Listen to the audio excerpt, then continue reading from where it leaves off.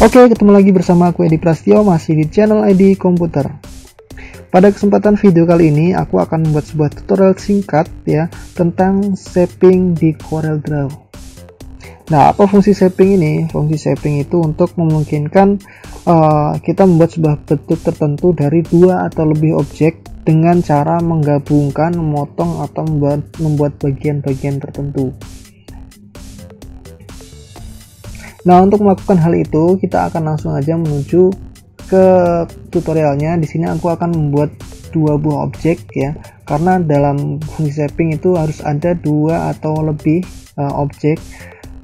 Nah, di sini aku akan membuat sebuah contoh objek lingkaran, dan aku beri warna merah.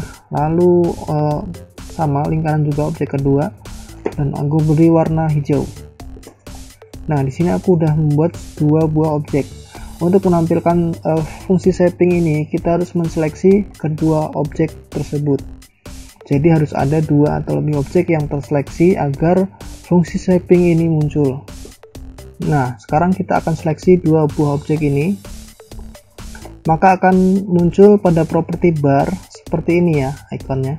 Nah, ini adalah fungsi shaping.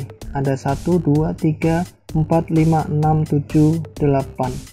Ya, selain itu kita juga bisa melalui menu objek, kemudian shaping. Di sini juga ada ya. Jadi kalian bisa pilih yang mana. Kalau misalkan di property bar nggak ada, kalian bisa melalui menu objek, kemudian shaping. Atau kita juga bisa memunculkannya melalui Docker dengan cara mengklik menu window, kemudian Dockers, lalu pilih shaping, atau kalian tekan tombol Ctrl Shift F9 ya. Ini kita bisa munculkan, maka akan di Dockernya akan muncul fungsi shaping ya. Tapi biasanya kalau di CorelDRAW itu kalau setiap kita menseleksi dua atau lebih objek, maka di property bar akan otomatis muncul fungsi shaping ini. Nah, kita akan mencoba yang pertama itu adalah combine. Nah, combine itu untuk membuat dua buah objek menjadi satu, namun pada bagian yang bersinggungan itu menjadi terpotong ya. Contoh ini, setelah kita seleksi kedua buah objek, kita klik aja langsung tombol combine, maka dua buah objek akan menjadi satu, tapi bagian yang bersinggungan itu terpotong ya.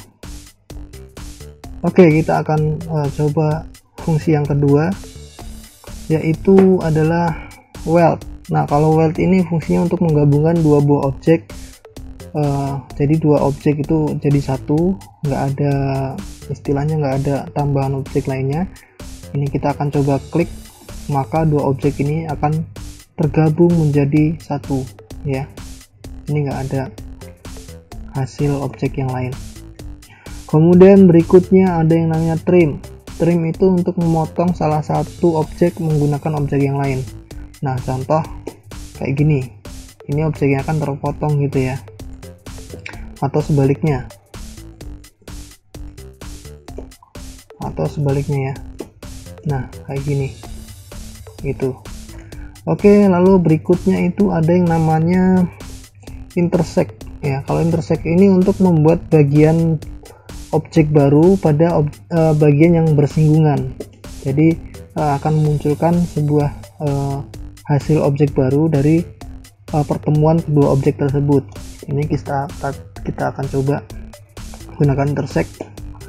Maka di sini akan muncul objek baru dari dua buah objek yang bersinggungan. Kalian bisa lihat di sini tadi kan ada dua singgungan ya. Hasilnya adalah ini. Gitu. Oke, kemudian berikutnya itu ada yang namanya Simply. Kalau Simply ini fungsinya sih sama kayak trim tadi ya, untuk memotong salah satu objek. Kemudian ada yang namanya front minus back ya. Kalau front minus back itu untuk memotong bagian objek yang atas ya, yang bagian atas, cuma nggak menyisakan objek yang tadi untuk memotong. Jadi yang untuk memotong tadi hilang ya. Nah, ini kita bisa lihat yang bagian atas itu kan warna hijau dan yang merah adalah bagian bawah. Nah, kalau kita pakai front minus back, maka yang bagian atas tadi terpotong dan yang untuk memotong tadi hilang. Nah, gitu.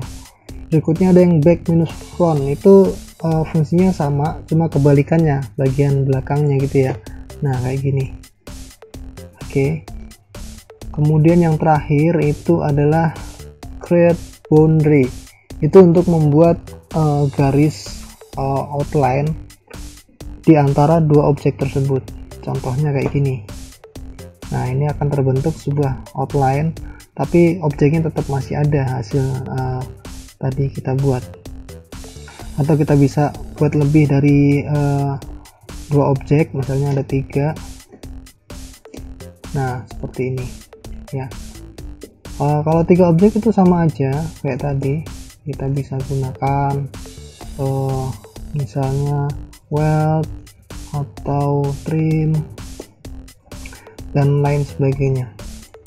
Oke, mungkin itu aja tutorial yang aku kasih hari ini. Mudah-mudahan kalian mengerti dan kalian paham, dan ini nanti akan berguna pada tutorial-tutorial selanjutnya. Jadi aku saranin kalian untuk mempelajari tentang tutorial ini. Kalau kalian nggak ngerti atau belum tahu atau kurang paham, kalian bisa tanyakan di kotak komentar di bawah ini. Dan buat kalian yang masih ingin terus belajar tentang CorelDRAW, kalian bisa klik tombol subscribe dan jangan lupa untuk like, share, dan komen. Oke, sampai ketemu lagi di tutorial berikutnya.